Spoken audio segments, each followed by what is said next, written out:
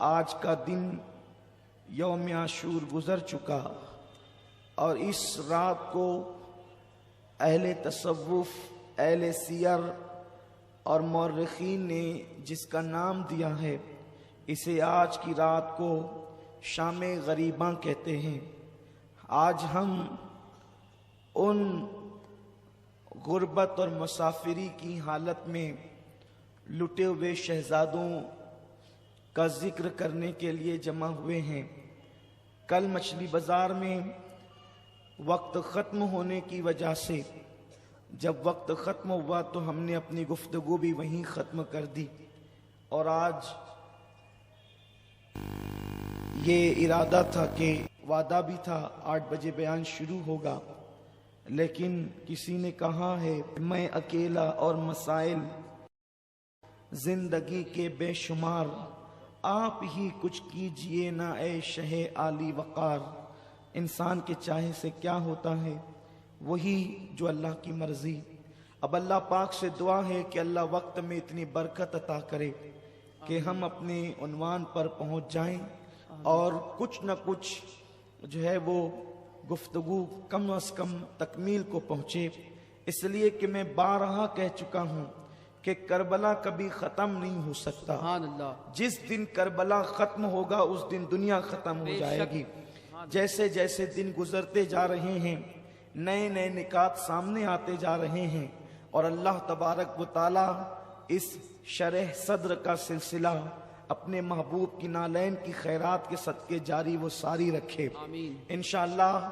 چونکہ لوگوں کو بالخصوص خواتین کو یہ شکایت ہے کہ 5 دن میں آپ نے ہمارے لیے کوئی دعا نہیں کی، تو ہم نے کل اعلان کیا تھا کہ انشاءاللہ ہم محفل کے اختتام پر کچھ دیر ٹھہر کر کے خصوصی دعا کریں گے، اور آج کا دن خصوصی دعا کا بھی ہے، اس لیے ہم دعا بھی کریں گے انشاءاللہ، اور آپ سب اس میں شامل رہیں گے، کیونکہ محفل حسین میں جو دعا کی جاتی ہے وہ دعا اللہ قبول فرماتا ہے۔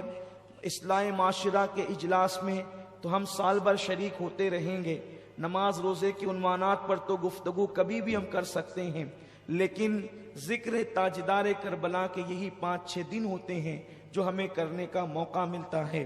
تو میں امید کرتا ہوں کہ آپ حضرات بالکل صبر ضبط کے ساتھ، ذوق و شوق کے ساتھ آنے والی گفتگو کو سماعت کریں گے۔ میرے پیارے آقا صلی اللہ علیہ وسلم کے پیارے دیوانوں، کل کی محفل ہم نے کربلا کا خونی منظر کچھ حد تک کے پیش کیا۔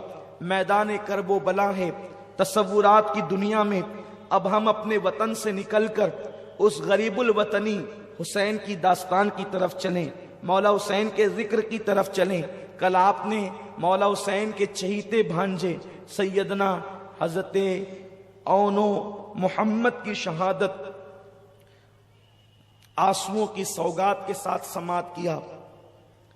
اب آگے کا ذکر آتا ہے کہ سیدہ زینب سلام اللہ علیہا نے جب اپنے دونوں بچوں کی شہادت دیکھی، جس وقت انہوں نے بچوں کو رخصت کیا، وہ شیر خدا کی بیٹی کی حیثیت سے، فاطمۃ الزہرا کی بیٹی کی حیثیت سے، لیکن جیسے ہی بچوں کا لاشا آیا تو بچوں کے لاشے کو دیکھ کر پھر ممتا تڑپ گئی، اور اب وہ بیٹی اور وہ بیٹی کا اپنا بہادرانہ انداز مغلوب ہو گیا، اور ماں نے بچوں کی لاش دیکھ کر جب ممتا تڑپ اٹھی تو میرے بچے کہہ کر کے رونے لگی، لیکن دوسری ہی آن میں اس ماں پر پھر ممتا کا معاملہ مغلوب ہو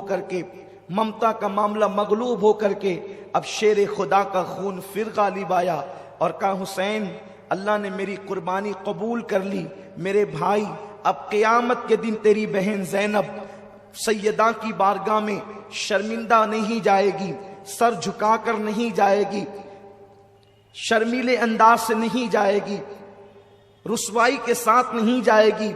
اب قیامت کے دن امی فاطمہ کی بارگاہ میں مجھے بھی سرخ روئی کا تمغہ ملے گا۔ اس کے بعد ابھی بہن اور بھائی میں یہی گفتگو ہو رہی تھی کہ خیمے کے اندر سے کسی کے کراہنے کی آواز آئی، کسی کے رونے کی آواز آئی، رونے والا روتا ہے، رونے والا روتا ہے، سسکنے والا سسکتا ہے۔ ایسے میں مولا حسین عجیب کیفیت ہے، باہر کربلا ہے، اندر خیمے میں قیامت ہے، قیامت صغرا قائم ہے۔ اپنی عزیزوں کے لاشیں اٹھا اٹھا کر کے کمر نڈھال ہے، جسم نڈھال ہے، چہرے پہ افسردگی کے آثار ہے، زلفیں بکھری ہوئی ہے، داڑھی پر خون کے قطرے ہیں، بدن کپڑے خون سے لت پت ہے۔ ایسے عالم کے اندر کبھی میدان کرب و بلا کی طرف دیکھتے ہیں، کبھی خیمے کی طرف۔ مولا حسین نے ادھر بہن کو تسلی دینا شروع کیا، ادھر خیمے سے رونے کی آواز آئی۔ جب رونے کی طرف توجہ کی گئی تو رونے والا کوئی اور نہیں، مولا حسین کی سب سے چھوٹی بیٹی سیدہ سکینہ فاطمہ رو رہی تھی۔ مولا حسین نے توجہ دیا تو کیا منظر دیکھتے ہیں کہ چچا عباس کے پاس، چچا عباس کو اپنے پاس بٹھا کر کے سکینہ ہاتھ پکڑ کر کہتی ہے، چچا آپ نے اپنی بھتیجی کی کبھی کوئی بات نہیں ٹالی، وہ دیکھو نا اصغر پیاس کی وجہ سے کبھی بے ہوش ہوتا ہے، کبھی پیروں کو زمین پہ رگڑتا ہے، کبھی مٹھیاں باندھتا ہے، کبھی کھولتا ہے، کبھی پیروں کو سمیٹتا ہے، کبھی پھیلا دیتا ہے۔ میرا بھیا بے ہوش ہو جاتا ہے، میرے بھیا کا ہوش ختم ہو جاتا ہے۔ میرے چچا آپ ہمارے لیے پانی کا تھوڑا سا انتظام کر دیں، اگر اپنی سکینہ کو نہ پلا سکے تو کوئی بات نہیں، لیکن معصوم اصغر کے لیے تو انتظام کریں۔ اللہ اکبر۔ مولا عباس نے، غازی عباس نے جیسے ہی اپنی بھتیجی سکینہ کا یہ دکھڑا سنا، اللہ اکبر، تیش میں آ گئے، اس لیے کہ حضرت عباس علمدار مولا علی کی اور بیویاں جو تھی ان میں سے ایک بیوی جناب سیدہ ام بنین کے بیٹے تھے، لیکن سیدہ فاطمہ کی اولاد کا اتنا احترام کرتے تھے کہ اللہ اکبر، مولا حسین کی اولاد کے سامنے غلاموں کی طرح رہتے تھے۔ آپ نے سنا ہوگا کہ اللہ اکبر، مولا عباس جس وقت علی اکبر کے ساتھ چلتے، حضرت علی اکبر ہم شبیہ رسول تھے، لیکن حضرت عباس کا حال یہ تھا، آپ کا جسم چوڑا تھا اور قد اتنا اونچا تھا کہ آپ اونٹ کی پیٹھ پر اپنا ہاتھ زمین پہ کھڑے ہو کر کے رکھ لیا کرتے تھے۔ اس قدر تناور آپ کا انداز تھا، اس قدر آپ کا جسم تھا، مضبوطی کا عالم یہ تھا۔ اس کی وجہ یہ تھی، سیدہ فاطمہ نے وصیت کی تھی، اے علی میرے بعد جب آپ نکاح کرنا تو بہادر گھرانے کی عورت سے نکاح کرنا، کیونکہ بہادر ماں سے جب بہادر بیٹے پیدا ہوں گے تو وہ میدان کربلا میں میرے حسین کے کام آئیں گے۔ مولا علی نے حضرت ام بنین سے نکاح کیا، یہ بڑی بہادر خاندان کی خاتون تھی اور خود بھی بہادر تھی۔ اللہ نے بہادر بیٹوں میں ایک بیٹا عباس ایسا عطا کیا۔ حضرت عباس کی طاقت کا عالم یہ تھا، اگر وہ کسی انسان کی زلفیں ہوتی تو اس کے بال پکڑ کر کے جو ہے اپنے دانتوں میں اس کو اٹھا لیا کرتے تھے۔ یہ کوئی قصے کہانی کی بات نہیں ہے، یہ اسلامی تاریخ کا ایک باب ہے، اور ہمارے لیے تو حیرت بھی نہیں ہے، ہمارے لیے تو تعجب بھی نہیں ہے، اس لیے کہ ہم تو یہ کہتے ہیں علی کا گھر بھی کیا گھر ہے کہ اس گھر کا ہر ایک بچہ جہاں پیدا ہوا شیر خدا معلوم ہوتا ہے۔ ارے جب آج تک کے جو ہے علی کے خون کی تاثیر یہ ہے تو وہ تو علی کی حقیقی اولاد ہے۔ علی فاتح خیبر ہے، کبھی زنجیر ہلتی ہے، کبھی در کانپ جاتا ہے، علی کا نام سن کر اب بھی خیبر کانپ جاتا ہے۔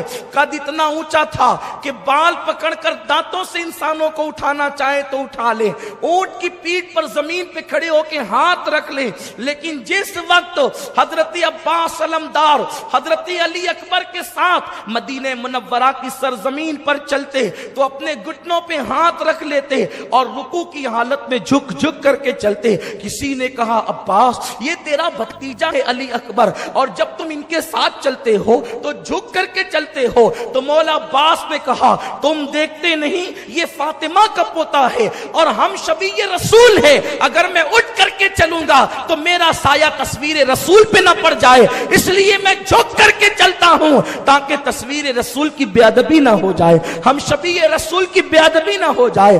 قدر والے جانتے ہیں قدر شان اہل بیت، میرے پیارے آقا علیہ السلام کے پیارے دیوانوں، تو مولا عباس کو خاندان حسینی سے بڑی محبت تھی، اسی لیے تو مورخین نے یہاں تک بھی لکھا ہے کہ آپ امام علی مقام کے سوتیلے بھائی ہونے کے باوجود باوجود آپ نے پوری زندگی مولا حسین کو بھائی نہیں کہا، آپ نے ہمیشہ آقا مولا کہہ کر کے پکارا۔ مولا عباس جو ہے، غازی عباس جب سکینہ کی آہیں سنتے ہیں، اللہ اکبر، جس کو اپنے بھائیوں سے زیادہ، حقیقی بھائیوں سے زیادہ مولا حسین سے پیار تھا، مولا حسین کی آل سے پیار تھا، آپ نے مشکیزہ کندھے پہ ڈالا، کہا سکینہ آج بھی تیرا چچا عباس، جب تیری کوئی بات زندگی میں نہ کٹی تو آج بھی تیرا چچا عباس تیری بات کٹنے نہیں دے گا۔ اور اس کے بعد مولا عباس جو ہے، اللہ اکبر، گھوڑے پر سوار ہوتے ہیں اور علی کا لاڈلا، علی کا شیر گھوڑے پر بیٹھ کر کے جب جیسے ہی آگے بڑھنا چاہتا ہے، مولا حسین غازی عباس کی لگام روک لیتے ہیں۔ عباس میرے بھائی کہاں جا رہے ہو، کہاں کا ارادہ ہے؟ عرض کیا آقا سکینہ نے پانی کی فریاد کی ہے، میں اپنی بھتیجی کے لیے پانی لانا چاہتا ہوں۔ فرمایا نہیں میرے بھائی عباس، نہیں نہیں، تو نہیں جائے گا، اس لیے کہ تو میرے لشکر کا غازی ہے، تیرے رہنے سے مجھے ہمت اور حوصلہ ہے، کو جو جاتا ہے وہ واپس نہیں آتا۔ غازی عباس نے کہا آقا حسین میں سب کچھ برداشت کر سکتا ہوں، اپنی بھتیجی کی فریاد کو ٹال نہیں سکتا، آپ مجھ سے امتحان نہ لے میرے آقا، میری شہزادی کے شہزادے امتحان نہ لے، میری آقا زادی کے شہزادے امتحان نہ لے، مجھے جانے دے۔ اس کے بعد مولا حسین نے جو ہے لگام گھوڑے کی چھوڑی ہے اور عباس نے ایڑ لگائی ہے۔ اللہ اکبر، غازی عباس جب چلے ہیں، اللہ اکبر، وہاں فرات کے کنارے پر پہلے دن تو 500 کا پہرا تھا، لیکن جب جنگ شروع ہو گئی تو تقریباً 2000 سپاہ کو وہاں پر کھڑا کر دیا گیا تھا۔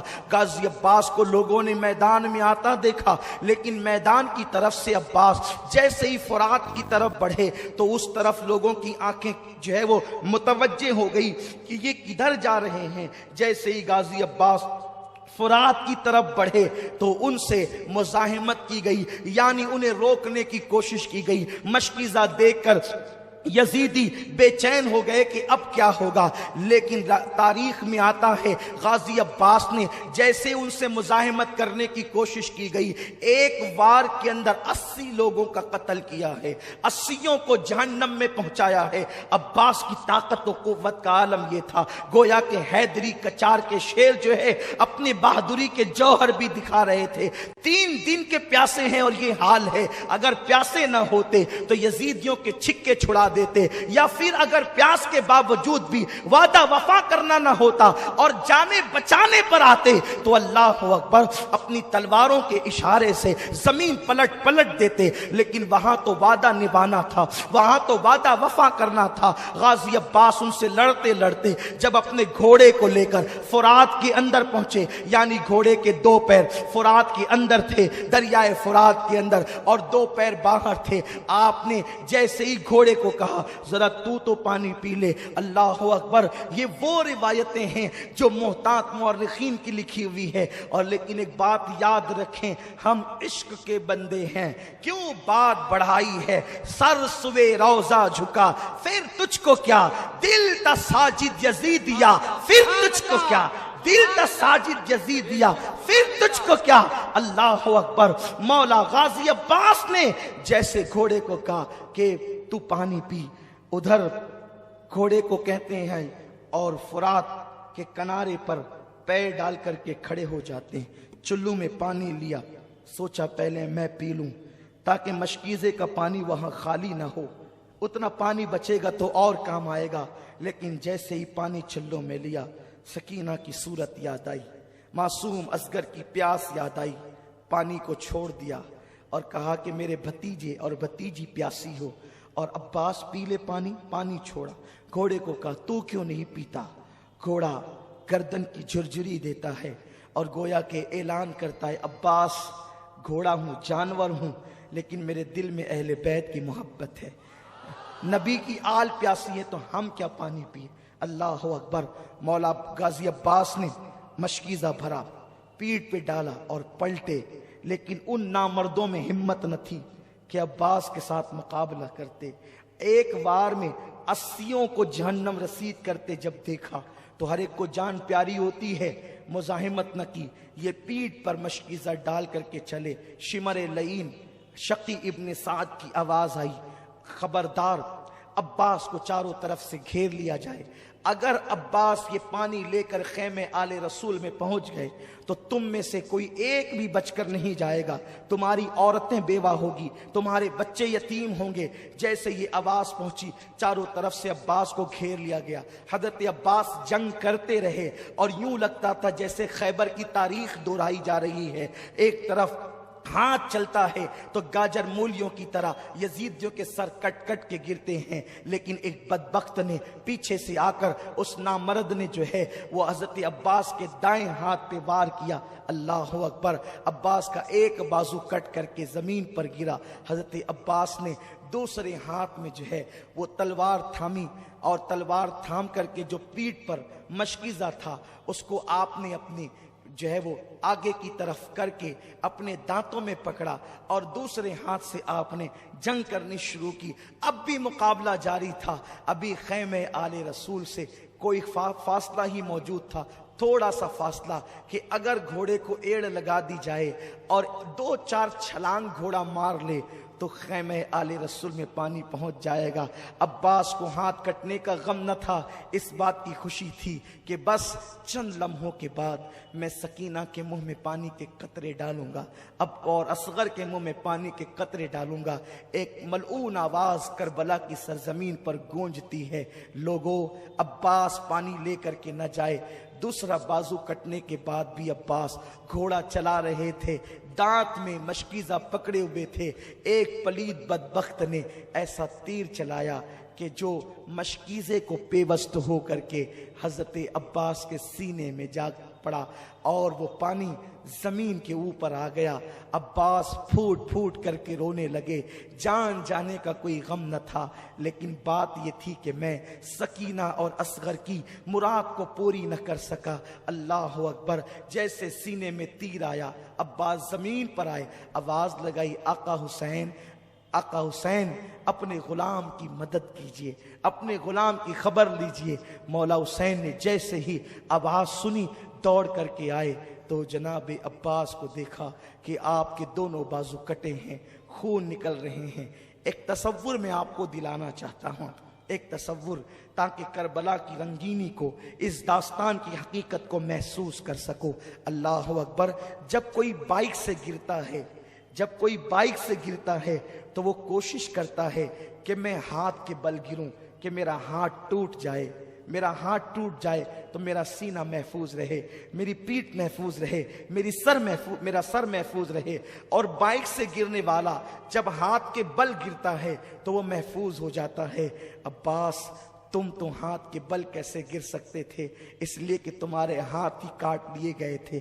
जब अब्बास घोड़े से जमीन पर आए होंगे, गोया के फातिमतुज़ ज़हरा की चीख निकल गई होगी, रसूल आज़म सल्लल्लाहु अलैहि वसल्लम बेचैन हो गए होंगे, मौलाए कायनात शेर खुदा अली मुर्तज़ा की रूह तड़प गई होगी। जैसे ही अब्बास का सर मौला हुसैन ने अपनी गोद में लिया और चेहरे पे हाथ फेरा, जुल्फों पे हाथ रखा, कहा अब्बास कैसे हो मेरे भाई?